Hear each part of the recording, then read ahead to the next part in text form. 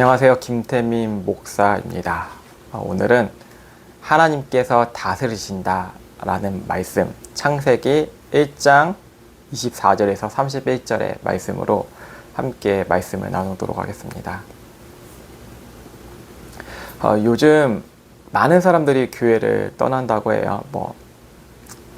10년 전에도 그런 이야기가 있었고 20년 전에도 그런 이야기가 있었습니다. 근데 지금은 정말 많이 떠나간다고 해요. 예수님을 믿는 가정 안에서도 청년들이 다음 세대라고 하죠. 다음 세대들이 떠난다고 합니다. 이유는 무엇일까요? 많은 이유들이 있겠지만 교회에서 너무 많이 시간을 빼앗는다는 것입니다. 쉬지 못하게 한다는 것이죠. 그리고 교회 안에서 이루어진 정치 문제들, 다양한 사건들, 교회에 오면 평안과 안식이 있어야 되는데 그러지 못한 일들로 인해서 많은 사람들, 그리고 특별히 젊은이들이 떠나간다고 합니다. 그런데 이 젊은이들이 너무 이제 목마르게 되잖아요. 교회 안에 있었다고 하여서 목마름이 해결되지 않았고 교회 밖을 가보니 어떻게 목마름을 좀 해결해 보려고 하는데 자신들이 할 수 있는 것은 게임이나 그런 유흥이나 이런 거에 한계를 느끼지 않나요? 이 한계 때문에 더 목마름이 커지다 보니 이제 미래가 불투명해지고 어두워지니까 어딜 가는 거 아니? 네, 그렇습니다. 무속이 뜨고 있다고 합니다. 무속, 사주를 보고 타로를 보고 그리고 점성술을 들으면서 그 산업이 엄청 뜨고 있다고 해요. 그래서 어느 서울에 있는 유명한 점집은 몇 달 전에 예약해도 갈 수 없는 곳이 되었다는 곳도 있다고 합니다. 여러분, 무슨 일이 일어났을까요? 교회에 도대체 무슨 일이 일어났길래 사람들이 다 떠나고 점점점 사람들의 그런 모습과 신앙은 메말라가고 있을까요? 그것은 간단합니다. 무엇이 문제였냐면 하나님보다 인간이 중심된 교회가 되었기 때문입니다.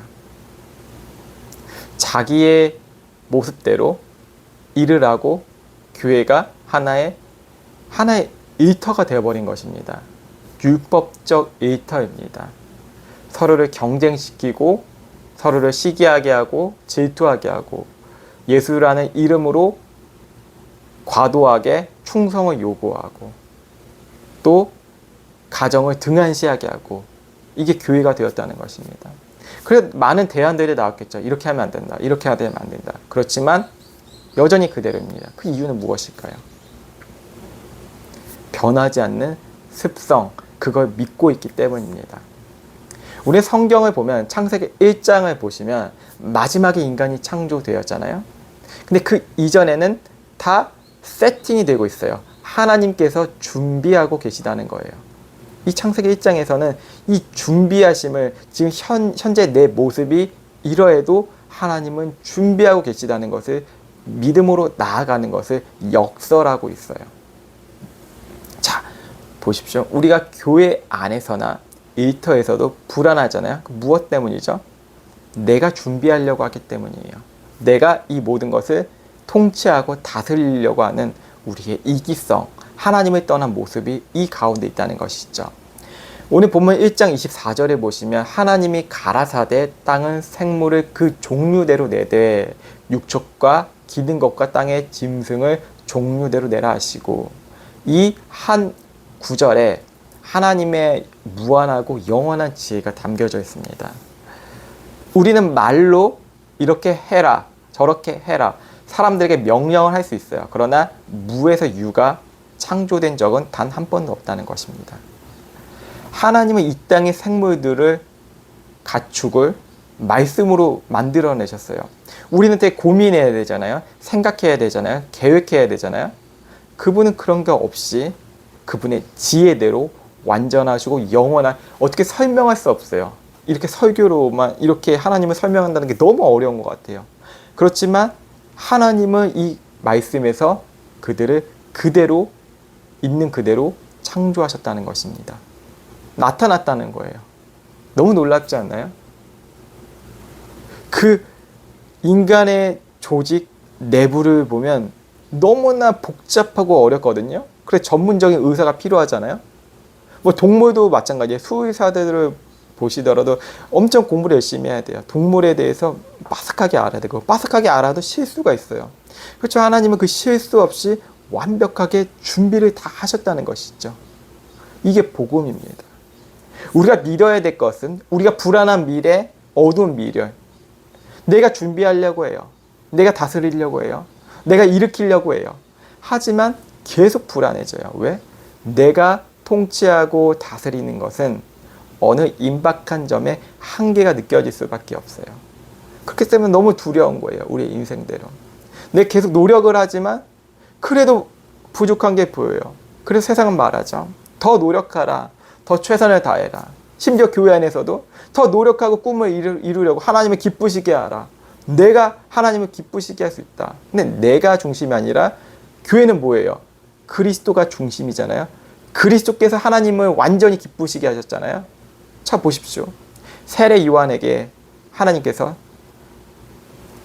세례를 주라고 명령하십니다. 수많은 사람들이 세례를 받으러 나와요. 그중에 물을 담갔죠. 이제 침례를 시키고 뭐 침례든 세례든 물에 담가지는 그런 행위를 당하게 돼요. 근데 뭐 그 안에서 이제 죄를 회개하는 일도 있겠고요. 그렇지만 그 안에서 한 분이 등장하시는데 예수님이 등장하세요. 예수님이 앞으로 오세요. 계속 걸어가세요. 근데 요한은 당황해요. 어떻게 내가 당신을 세례를 줄 수 있겠습니까? 되게 놀래요. 여러분 어떨 것 같아요? 여러분이 앞에 대통령이 왔다고 생각해보세요. 권력자가 왔다고 생각해 보세요. 그러면서 저에게 축복을 해 주십시오. 제 머리에 대고 손을 올려놓고 축복해 주십시오. 그럼 여러분 어떤 느낌이 들 것 같아요? 말도 안 돼. 있을 수가 없어요. 그런데 예수님께서는 그렇게 하라. 그게 하나님의 뜻을 이루는 것이라 말씀하세요. 그리고 예수님께서 세례를 받으세요. 그때 무슨 일이 일어나죠? 하늘에서 공중에서 무슨 일이 일어나죠? 비둘기가 나타나고 성령을 상징하죠.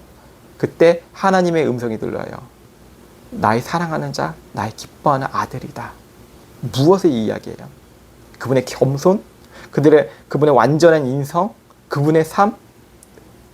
그 누구도 하나님을 기쁘시게 제대로 할 수 없는데 오직 예수 그리스도를 통하여서만이 우리가 하나님을 기쁘시게 할 수 있다는 것이죠. 그분을 만족하시는 분은 예수님밖에 없다는 것이죠. 그래서 무엇이 일어나죠? 하나님께서 예수님을 준비하시고 그 화목제물로 삼으시고 완벽하게 우리의 삶을 이끌어 주시고 있다는 것이죠. 그 우리가 완벽해서가 아니라 우리가 하나님 앞에 잘해서가 아니라 하나님께서 예수님을 통하여서 기뻐하시면 받으시겠다는 것이죠. 그래서 우리의 삶의 중심, 우리가 준비해야 될 것, 우리가 경험해야 될 것, 그게 무엇이죠? 다 예수님을 통해서 다 이루어질 수 있다는 것이죠. 우리의 능력이 있는 게 아니라는 것을 이 말씀 속에서 찾을 수가 있는 것입니다. 자, 26절을 보세요. 하나님이 가라사대 우리의 형상을 따라 우리의 모양대로 우리가 사람을 만들고 그로 바다의 고기와 공중의 새와 육축과 온 땅과 땅에 기는 모든 것을 다스리게 하자 하시고, 하나님께서 다 이전에 만드셨잖아요. 모든 것을. 해와 달, 그리고 바다도 만드시고 뭐 물고기 각종 우리가 먹을 거 하면, 그리고 기는 육축에 있는 동물들도 만드시고, 그 정점에 있는 것들 중에 한 가지가 이제 등장하잖아요. 마지막 사람을 만드세요. 왜? 다스리자고 하시고 다스리게 만들자 하시고. 이게 중요해요. 우리가 인생을 살아가면서 우리는 이 창세기들을 말씀을 그냥 흘러 보낼 수가 있어요. 아, 이런 이야기이지, 하나님 창조하셨지. 근데 여기서 우리가 말씀 중에서 한 가지 얻을 것이 보화가 있는 것인데 다스림이에요. 우리는 삶을 다스리지 못해요. 오히려 삶의 지배되어 가며 살아가고 있어요. 돈을 다스린다고 하지만 돈이 나를 다스리고 있고, 나에게 명예가 나를 위해서 산다고 하지만 명예가 나를 다스리고 지식이 다스리고 나를, 그리고 서로 비교 문화가 나를 다스리고 있고, 내가 기뻐하고 내가 즐거워하고 행복해야 된다고 하는 것들이 오히려 나를 지배하고 다스리고 있어요. 그래서 무엇이 발생하죠? 짐이 된다는 거예요. 계속 수고를 해야 돼요. 그래서 예수님께서 말씀하시잖아요. 수고하고 짐진 자들아, 이렇게 말씀하세요. 수고하고 짐진 자들, 다스리지 못하고 매일 수고하고 또 일해야 되네. 휴가를 기다린다. 그다음에 행복하겠지. 또 일해야 되네. 반복이에요. 근데 늙어가네. 어떻게 되죠? 여러분 점차 다 우리 모두 쇠퇴해져요. 요양시설에 갈 수가 있잖아요. 힘이 없고 그러면. 어떻게 해야 될지 몰라요. 근심이 생겨요. 그게 인생이에요. 무엇이 문제예요? 내가 다스림을 당하고 있다는 것이죠. 삶에 주체적으로 살아야 된다. 그런 이야기를 많이 하잖아요. 주도적으로 살아야 된다. 이런 이야기를 많이 하지만 오히려 짐이 된다는 것이죠. 수고하고 계속 일을 하고 노동해야 되고 뭐 일과 노동을 부정하고 나쁘다. 이런 것이 아니에요. 주객이 전도되었다는 거예요. 우리가 다스려야 될 것을 다스림을 받고 살아가고 있다는 것이죠. 그렇다면 우리는 어떻게 해야 될까요? 어떻게 살아가야 될까요? 이 말씀 가운데 하나님께서 우리를 하나님의 형상대로 회복시키는 것을, 그 이야기를 바라보자는 것이죠. 단순한 이야기가 아니에요. 그분의 이야기는 우리의 삶을 아예 바꿔드릴 수 있는, 바꿀 수 있는 그 이야기예요. 그분 우리를 위해서 무엇을 하셨죠? 높고 높은 그 골고다 언덕을 십자가를 지시고 걸어가셨어요. 지금 저 에어컨이 나오는 환경이 아니에요. 밖에 나가보시면 아시죠? 건설 현장을 보시면 얼마나 땡볕이겠습니까? 그때는 예수님은 보호 장비도 없으셨어요. 벌거벗은 채로 다 몸이 드러날 정도로 그 열기를 감당하시면서 골고다 언덕을 오르셨어요. 무엇 때문에요? 왜 오르셨을까요? 아버지의 뜻을 이루어 드리려고. 하나님의 완전한 뜻이 이것이니까. 그래서 올라가셨던 것이에요. 그분 우리를 위해서 무엇을 행하셨죠? 양손의 십자가에 못이 박히셨어요. 그럼 피가 흘렸겠죠. 그것은 무엇이라고 해요? 대속이라고 그래요. 왜 대속을 하셔야 돼요? 하나님 앞에 나아가는 것, 하나님의 형상대로 우리가 살아갈 수 있는 그 유일한 증거가 이거 하나밖에 없다는 것입니다. 우리는 다른 것들을 찾으려고 애쓰잖아요. 이것이 나를 구원할 거야. 맞아, 돈이 필요해. 돈 너무 중요하죠. 그런데 우리를 구원할 수 없어요. 돈을 많이 못 보셨으니까 그런 이야기 하시네. 그 이야기를 제가 한 게 아니라 돈 많은 사람들이 이야기한 거예요. 여러분보다 엄청나게 많은 분들이 하신 것이라고요. 뭐 단순히 몇십억의 정도가 아니죠. 어마어마한 분들이 있죠. 그분들의 삶이 너무나 윤택하고 좋아 보이잖아요. 근데 그분들은 보안이 철저해요. 우리가 행복한 모습 보여줘야 돼. 비밀이 새어나가면 안 돼. 아시죠? 너무 철저한 거. 근데 행복할 수가 없어요. 왜? 복 있는 사람은 악인의 꾀를 쫓지 아니하는데 그 악인의 꾀를 쫓지 아니하는 분이 바로 예수 그리스도라는 거예요. 단 한 분이에요. 그래서 그분 안에 있을 때 우리가 하나님의 형상대로 회복함 동시에 무엇이 일어나죠? 진짜 다스릴 수 있다는 거예요. 세상을 다스릴 수 있다는 거예요. 우리는 우리 방식대로 이렇게 하잖아요. 내 마음을 다스려야 돼. 내 몸을 다스려야 돼. 자기 관리를 해야 돼. 근데 그게 출발이 아니라는 것입니다. 하나님의 형상대로 그 다스림, 그 에덴의 그 시작과 축복이 있는 그 지점을 예수 그리스도 한 분만이 우리를 대속함으로써 우리가 그 하나님의 형상을 이루고 하나님께서 다스리시고 통치하시는 것을 우리가 경험할 수 있다는 것입니다. 이 땅에 살면서 그냥 살아가는 것이 아니에요. 우리는 목적과 목표를 이루기 위해서 이 세상을 살아가는 것이 아니라 하나님께서 아들을 주신 그 예수 그리스도를 통하여서 우리가 다스림을 회복함으로써 진짜 내 가정을 다스리게 되고 내 모습을 다스리게 되고 내가 가지고 있는 돈을 다스리게 되고 나의 경영하는 것들이 다스려지게 되는 거예요. 그때 무슨 일이 나면 그냥 다스려지는 게 아니라 생명이 살아나요. 나만 누리는 것이 아니라 함께 누리는, 그게 교회로 지어져 가는 모습이라는 것입니다. 내가 교회가 될 때, 내가 그리스도 안에서 통치를 받고 내가 다스릴 때 교회가 됨으로 그 옆에 있는 사람들, 지체가 교회가 된다는 거예요. 여러분 주변에 있는 사람들이 그냥 동료고 그냥 먹고 살고 마시고 거기에서 끝나는 것이 아니고 하나님 나라는 먹고 마시는 거에 끝나는 것이 아닌 거 아시잖아요. 바로 여기 이 시작에 생명이 넘치는 영생수를 함께 나누는 시작점이 된다는 것입니다. 그때 우리는 무엇이죠? 사마리아 여인처럼 가게 되는 거예요. 움직이는 거예요.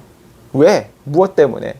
그 예수님의 이야기가 너무나 감격스럽고 너무나 바꿀 수 없는 보물이기 때문에, 세상 무엇보다 귀하기 때문에, 너무 귀한 정보이기 때문에 다른 사람들에게 나눠주려는 거예요. 그때 무슨 일이 일어나죠? 진짜 다스림을 함께 다스리게 되는 거예요. 그 다스림은 강요하고 폭력적으로 그리고 힘의 논리로 살아가는 이 세상의 논리가 아니라 그 다스림 속에서는 섬김이 있다는 것입니다. 하나님께서 우리를 창조하신 것, 우리를 섬기시기 위한 한 모습이라는 것입니다. 예수님께서 제자들의 발을 씻겨주셨을 때 창조주께서 인생들의 발을 씻겨주신 거예요. 그 섬김을 통해서 아버지께 기쁨이 되었다는 것이죠. 우리 내면 안에 그 마음이 살아 숨쉬기 위해서는 하나님, 우리에게 보내주신 그 약속까지 성령님이 우리 안에 계신데 내가 너무 연약해져 있는 상태고 다른 곳을 바라보았습니다. 성령 하나님, 내가 예수님을 믿고 고백할 때 오신 그 성령 하나님, 내 안에서 살아 역사하여 주시옵소서. 나의 연약함과 나의 죄된 모습으로 인생을 살아가고 허비한 것을 용서하여 주시옵시고, 이 때가 악한 이 세상 속에서 하나님께서 나의 길을 다시 인도하실 줄 기대하며 살아가는 그 믿음의 눈을 나에게 열어주시옵소서. 이 기도 속에서 살아가는 것입니다. 그때 우리는 나의 삶의 발길을 다스리게 되고 나의 삶의 걸음을 다른 사람을 섬기는 도구로 영원한 하나님의 나라의 길을 걸어가는 우리가 될 것입니다. 그때 늘 승리하고 하나님의 능력과 예수 그리스도의 이기심, 여호와 니시를 선포하는 우리들 되시길 예수 그리스도의 이름으로 축복하며 기도합니다. 기도하시겠습니다. 하나님 감사합니다. 예수님의 뜻이 이루어지길 원하고 예수님의 이름으로 기도하며 나아갑니다. 하나님, 우리의 능력으로, 우리의 힘으로 이 세상을 통치하려고 했고 살아가려고 했고, 남과 비교하면서 내가 더 높이 올라가면 내가 저 사람을 다스린다는 의식 속에서 생각을 하였습니다. 하지만 우리가 하나님의 말씀 속에서 우리의 심령이 무너지고 깨진 것을 경험하게 됩니다. 우리가 다스린다는 것은 하나님의 형상으로 회복되어지고 살아갈 때 진짜 다스림이 있고, 그 다스림이 우리의 힘인 줄 알았는데 오히려 예수님께서 우리의 발을 씻겨주신 그 섬김이었습니다. 하나님, 이 창세기 말씀을 계속 이어가면서 하나님의 선하심과 위대하심과 위엄이 더 발견되고 믿음의 눈이 뜨여질 수 있도록 주님 함께하여 주시옵소서. 지금 무더운 여름을 지나가지만 우리가 여기에서 지치는 게 아니라 하나님의 말씀 속에서 우리 심령이 회복되어지고 영혼이 회복되는 시작점이 될 수 있도록 주님 함께하여 주시옵소서. 감사하며 살아계신 예수 그리스도의 이름으로 간절히 기도드립니다. 아멘.